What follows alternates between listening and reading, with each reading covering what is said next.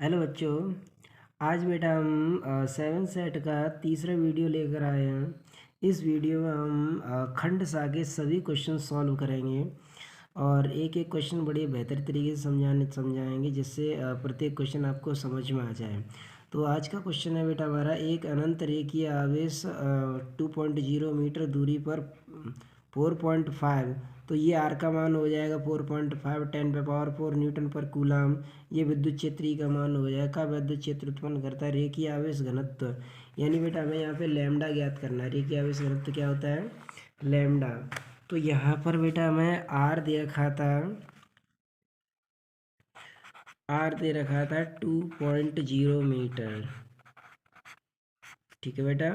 ई दे रखा था 4.5 10⁻⁴ न्यूटन प्रति कूलम। हमें बेटा लैम्डा पूछ रखा था। तो अनंत रेखीय अनंत लंबाई के चालक तार के कारण जो विद्युत क्षेत्र होता है उसका फॉर्मूला होता है E बराबर 1/4 pi epsilon nought 2 lambda upon R. तो यहाँ से बेटा मार लगा देंगे 1/4 पाई एप्सिलॉन नॉट का मान होता है 9 × 10⁻⁹ × 2 लैम्डा अपॉन 2। ये 2 से 2 हट जाएगा, इस वाली संख्या को इधर पक्षांतर कर देंगे तो ये हो जाएगा 4/9 × 10⁻⁹ 9 × 10⁻⁹ तो बराबर लैम्डा। अब ये 9 को ऊपर ले जाएंगे माइनस का हो जाएगा, इससे इसे कैंसिल कर देंगे। कितने बार कट जाएगा? 0.5 बार। और ये प्लस का ऊपर जाएगा माइनस का हो जाएगा, और 4 इसमें से कम कर दें तो कितना बचेगा? 5। अब इस पॉइंट को हटा के यहाँ कर दो तो 5 टोटल गाते कितनी हो जाएंगी बेटा? 6। तो लैम्डा कितना निकल के आया? 5 × 10⁻⁻6 कूलम पर मीटर। ठीक है बेटा। तो ये क्वेश्चन आपको समझ में आ गया होगा कि रेखीय आवेश घनत्व कितना आ गया? 5 × 10⁻⁻के कूलम प्रति मीटर। तो इस तरीके से ये क्वेश्चन हमारा क्या हो गया बेटा? सॉल्व हो गया। इसके बाद बेटा अगला क्वेश्चन है, दिखाइए कि विद्युत चुम्बकीय विकिरण के तरंगदैर्ध्य इसके फोटोन के डी ब्रोगली तरंगदैर्ध्य के बराबर होता है। तो बेटा विद्युत चुम्बकीय विकिरण का तरंगदैर्ध्य विद्युत चुम्बकीय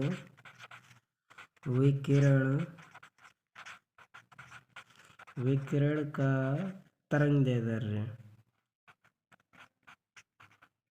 विद्युत चुम्बकीय विकिरण का तरंगदैर्ध्य होता है बेटा लैम्डा बराबर c/न्यू। इसे मान लेते हैं समीकरण नंबर फर्स्ट। ठीक है बेटा। और डी ब्रोगली तरंगदैर्ध्य होता है डी ब्रोगली तरंगदैर्ध्य होता है बेटा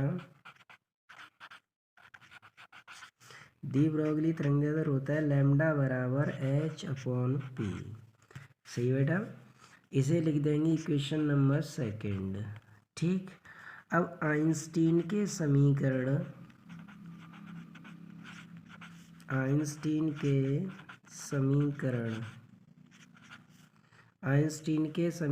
से आइंस्टीन का समीकरण क्या था बेटा? E बराबर mc²।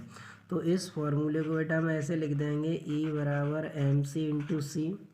और यहाँ पर बेटा जो mc है वो वेयर p बराबर क्या हो जाएगा बेटा? mc, क्योंकि p बराबर mb होता है।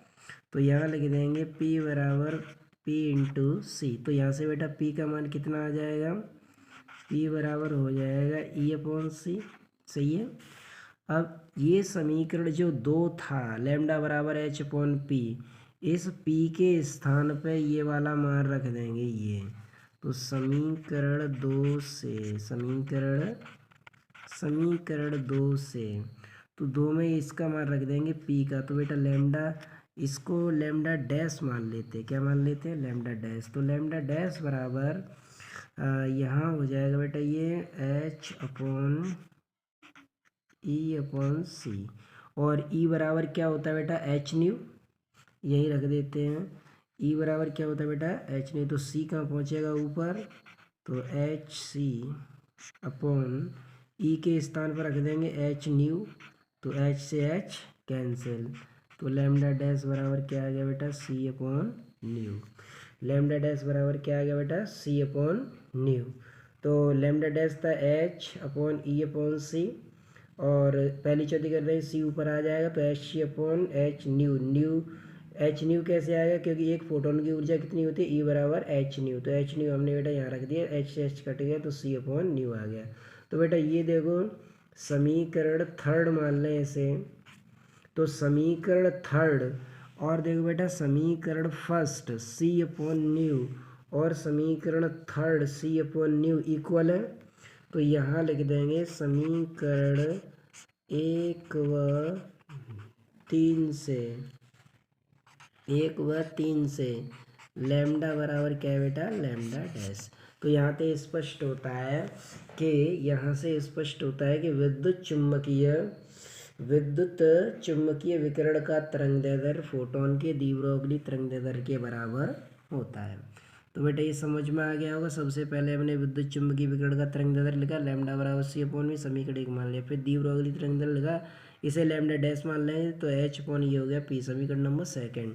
आइंस्टीन के समीकरण से ई बराबर M C square, M C को हमने ऐसे लिख दिया एम सी डॉट सी, और एम सी यहाँ पर बेटा पी के बराबर हो जाएगा, तो ई बराबर पी इंटू सी, तो यहाँ से पी बराबर क्या आएगा ई अपॉन सी। अब समीकरण दो से ये पी का मान उठा के बेटा इसमें रख देंगे इसके स्थान पे, तो यहाँ पर रख दिया हमने लैम्डा डैश बराबर एच अपॉन ई अपॉन सी, पहली चौथी कर देंगे सी ऊपर आ जाएगा और ई बराबर हो जाएगा एच न्यू, एच से एच कैंसिल, तो यह लैम्डा डैश बराबर आ गया बेटा सी अपॉन न्यू, समीकरण नंबर हो गया ये थर्ड। अब देखो बेटा समीकरण थर्ड में सी अपॉन न्यू आ रहा है, समीकरण फर्स्ट में सी अपॉन न्यू आ रहा है, समीकरण हमने यहाँ पे समीकरण एक व तीन से क्या कर दिया तुलना, तो लैम्डा बराबर हो गया लैम्डा डैश। तो इस तरीके से ये हमारा बेटा सिद्ध हो गया। तो मैं समझता हूँ बेटा ये क्वेश्चन आपको समझ में आ गया होगा। अगला क्वेश्चन देखते हैं। अगला क्वेश्चन है बेटा हाइड्रोजन परमाणु के आनंद विभव तथा उत्तेजन विभव से आप क्या समझते हैं। तो बेटा हाइड्रोजन परमाणु का आनंद विभव या उत्तेजन विभव क्या होता है, जैसे हाइड्रोजन परमाणु का जो उत्तेजन विभव होता है वो क्या होता है, वह न्यूनतम त्वरक विभव जो किसी इलेक्ट्रॉन को इतनी ऊर्जा दे सके, वह न्यूनतम त्वरक विभव जो किसी इलेक्ट्रॉन को इतनी ऊर्जा दे सके कि वह इलेक्ट्रॉन किसी परमाणु से टकराने पर उसे उत्सर्जित कर दे। परमाणु का क्या कहलाता है बेटा उत्तेजन विभव कहलाता है, परमाणु का क्या कहलाता है उत्तेजन विभव। ऐसे ही आनंद विभव होता है, आनंद विभव में क्या होगा, वह न्यूनतम त्वरक विभव जो किसी इलेक्ट्रॉन को इतनी ऊर्जा दे सके कि वह इलेक्ट्रॉन किसी परमाणु का आयनन कर दे, परमाणु का आयनन विभव कहलाएगा। तो आयनन विभव उत्तेजन विभव का डेफिनेशन एकदम सेम होता है, जैसे इसमें था वह न्यूनतम त्वरक विभव जो किसी इलेक्ट्रॉन को इतनी ऊर्जा दे सके कि वह इलेक्ट्रॉन किसी परमाणु से टकराने पर उसे क्या कर दे उत्सर्जित कर दे, तो परमाणु का उत्सर्जन विभव उत्तेजन विभव कहलाएगा। और इसी को आयनन विभव कहें तो वह न्यूनतम त्वरक विभव जो किसी इलेक्ट्रॉन को इतनी ऊर्जा दे सके कि वह इलेक्ट्रॉन किसी परमाणु से टकराने पर उसे उसका आयनन कर दे, तो परमाणु का आयनन विभव कहलाता है। तो बेटा ये आयनन विभव और उत्सर्जन विभव वाला क्वेश्चन इस तरीके से हो जाएगा, ठीक है। अगला क्वेश्चन है बेटा हमारा भंवर धाराएं क्या होती हैं। तो देखो बेटा भंवर धाराएं क्या होती हैं, यहाँ पे बताते हैं आपको भंवर धाराएं क्या होती हैं। जैसे बेटा मान के चलो कि एक परिवर्ती चुंबकीय क्षेत्र है, कैसा चित्र बेटा परिवर्ती चुंबकीय क्षेत्र, एक परिवर्ती चुंबकीय क्षेत्र है,